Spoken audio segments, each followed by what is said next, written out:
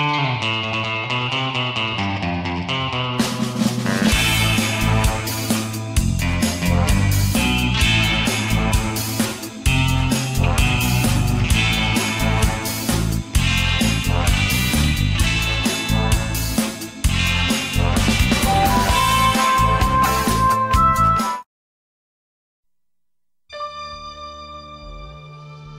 kids of Elm Street don't know it yet, but something is coming to get them. There's something out there, isn't there?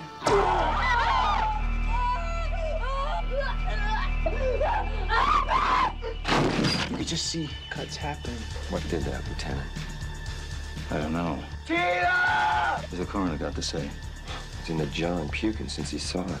They're gonna kill me for sure. Did you do it? There was somebody else there. He was locked in a room with a girl who went in alive and came out in a rubber bag.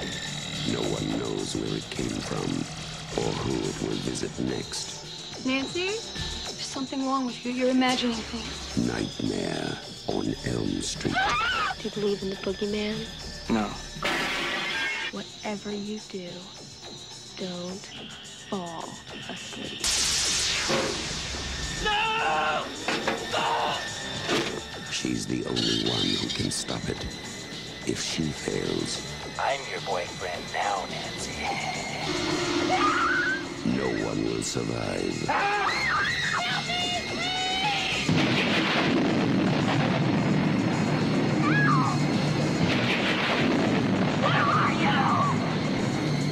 From Wes Craven, director of The Hills Have Eyes and Last House on the Left, a new masterpiece in fantasy terror, Nightmare on Elm Street. Welcome to the latest episode of the B Movie Club. I'm your host, Kevin. This week we'll be discussing the 1984 horror classic, A Nightmare on Elm Street, starring Johnny Depp, Robert Englund, a few other people you may or may not know.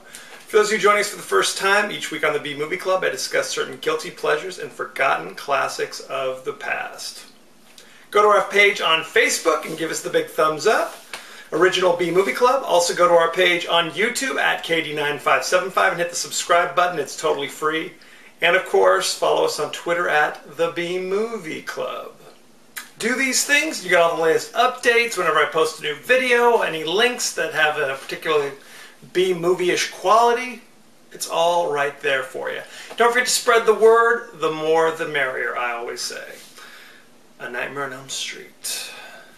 There's these high school kids just hanging out, but they've all been having these strange nightmares. The same nightmare about this shadowy figure with like long knives for nails, wearing a dirty old hat. He's got a red and green sweater, and he's horribly burned. And he's chasing them around, essentially trying to kill them in their dream. They're like, that's weird, that's peculiar. So Tina, one of the girls who's been having this dream, is like, you know what? My mom's gone to Vegas with her boyfriend. I'm very upset about things. Would you come and hang out with me? She's talking to her friend, Nancy. Nancy says, okay, cool. I'll come down there. I'm going to bring my boyfriend, Glenn, and we'll keep you company. We'll play games, listen to music, whatever the heck they do. So they go. Tina's boyfriend, Rod, shows up. He's kind of a delinquent, a malcontent. He wears a leather jacket, so you know he's bad news. He shows up unexpectedly. They get together. So while they're all starting to fall asleep, Tina and Rod have just been having amorous relations. When suddenly, Tina's in her nightmare. She's wandering around, and this guy appears, chases her around, and starts getting at her. Now Rod sees his girlfriend flipping out in the bed next to him, pulls a sheet back. She's flopping around. She gets slashed with invisible claws. Okay, suddenly just wounds appear, and then she's flopping around, getting bounced around the ceiling. She's screaming, Rod, Rod! Nancy and Glenn are pounding on the door. What's going on? They finally get in there, and they see Tina's dead. It's like covered in blood. Nancy is so disturbed by the death of her friend and these dreams she's having that she doesn't want to go to sleep. So she's like drinking coffee, trying to stay awake. She falls asleep at school and has a dream, a hallucination. She's visited by Tina's dead body, and then The scary guy with the claws is chasing her again. She manages to wake herself up because in her dream, she's down in the boiler room, of course, and she touches like a steaming hot pipe, which makes her wake up. And it leaves a burn on her arm in the real world. See, starting to see that things that happen in your dreams can have real effects on these other things, okay? So she eventually figures out this guy is Fred Krueger, who years and years ago had been a child murderer. And he was acquitted because of some kind of search warrant snafu, something like that. So all the parents got together and they followed Freddy Krueger to the boiler room where he lived, I guess. I don't know. He just hung out there and set him on fire, burned him to death. Okay. Everything's cool now, I guess, but now he's back. And then for some reason he's in these kids' dreams. This movie was directed by Wes Craven, who is a big horror guy from way back when. Obviously he did Last House on the Left, The Hills Have Eyes. He had just finished the immortal classic Swamp Thing prior to this. He had the script written, and it was based upon this newspaper article he read about these people, these refugees escaping from Cambodia. These certain individuals would just die in their sleep. They called it sudden unexpected death syndrome because they'd have these dreams and they die. And they went and they did autopsies on them, could find nothing wrong with them. So that kind of put a bee in his bonnet, like, that'd be an interesting thing to write about. What's going on in their dreams that's essentially killing them. So he had that idea. And then the big hit song, Dreamweaver, by Gary Wright, ooh, Dreamweaver, that came out. That was a big hit. He said, now I'm definitely going to write this script. So he wrote the script, and it just kind of floated around. Like, nobody wanted to do it. Nobody was interested. Eventually, Disney, of all places, were like, this sounds kind of interesting. Now, can you tone down the violence and make it more kind of for preteens? Like, preteens learning to be, not afraid of the dark? I don't know what they were going for. Some kind of a Fox and the Hound? I don't know. So, he said, no thanks. I want to keep it just the way it is.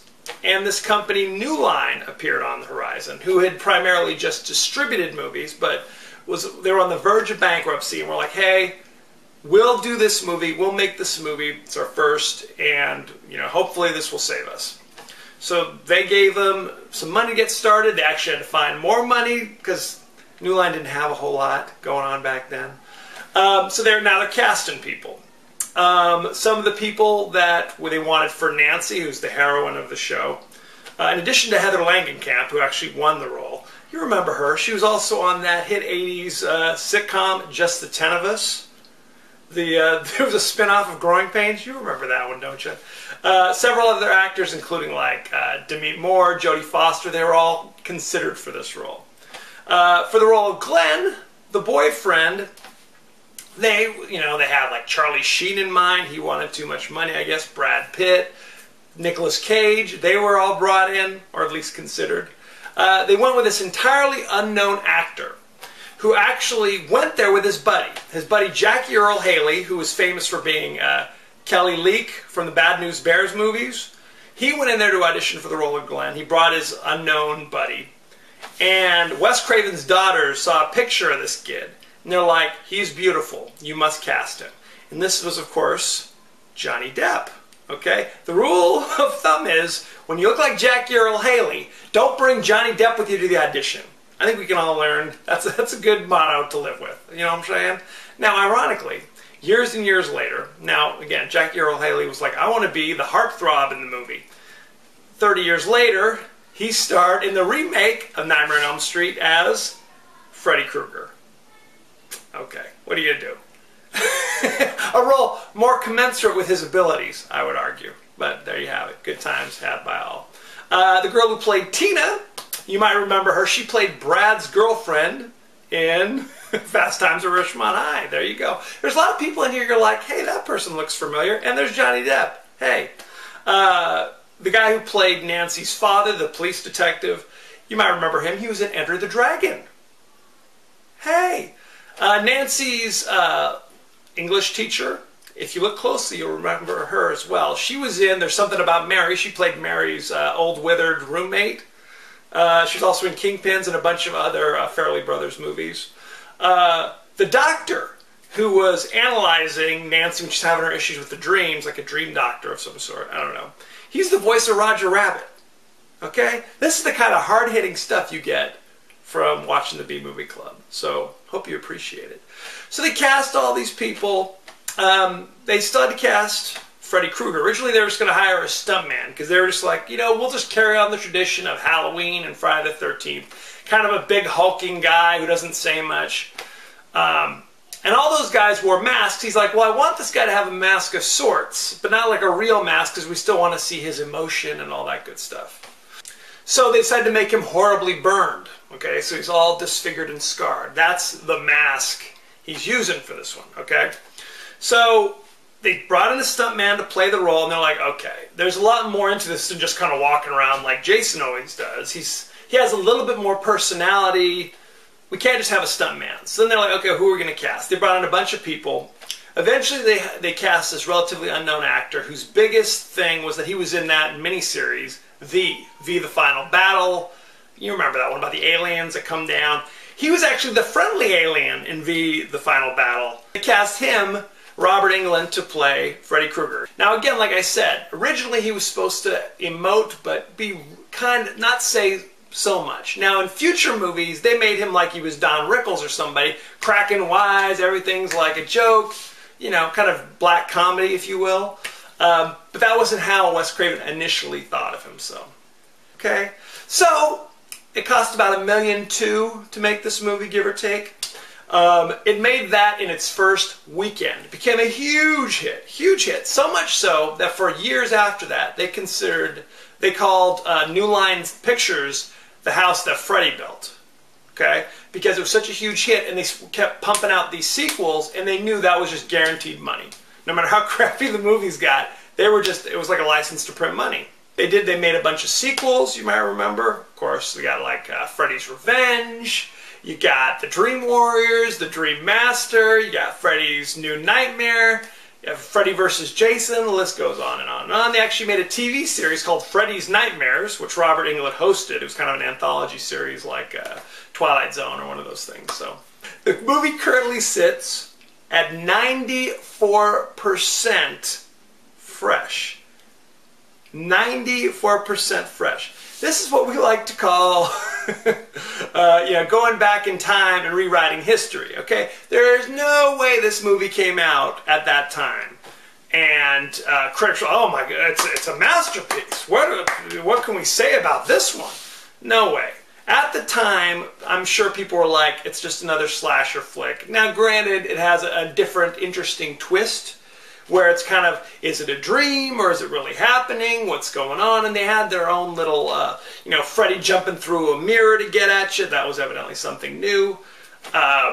Is it a dream? You know, like Inception ripped this movie off, I think is what I'm trying to say here. Next week, we're going to go ahead and move away from the terrifying Wes Craven classics. Next week, we'll be doing the comedy Chevy Chase classic, one of the few Chevy Chase classics. Fletch! You know it, he's a private, I don't know what he is. He's a newspaper reporter. He's something, okay? And he's trying to solve a mystery. Good times had by all. It is streaming instantly on Netflix, so rush out and see it. Let me know what you think. See Nightmare on Elm Street while you're at it. Do a double feature. Invite the whole family over. Okay? Pop some popcorn. Good times. Send me any favorite scenes, favorite quotes, comments, and questions, and I may talk about it on the show. Also, movie suggestions. What movies have you been holding deep inside? And you're like, I wish Kevin would talk about this one, okay? Let me know. That's what I'm here for, okay? So, don't forget to go to our page on YouTube at KD9575. Go to our page on Facebook, Original B Movie Club, and follow me on Twitter at The B Movie Club. As you know, I end every episode with a totally out of context quote, and here it is. I'm your boyfriend now, Nancy. That's my Freddy Krueger impression. So thank you for joining us. Next week, Fletch. Be well.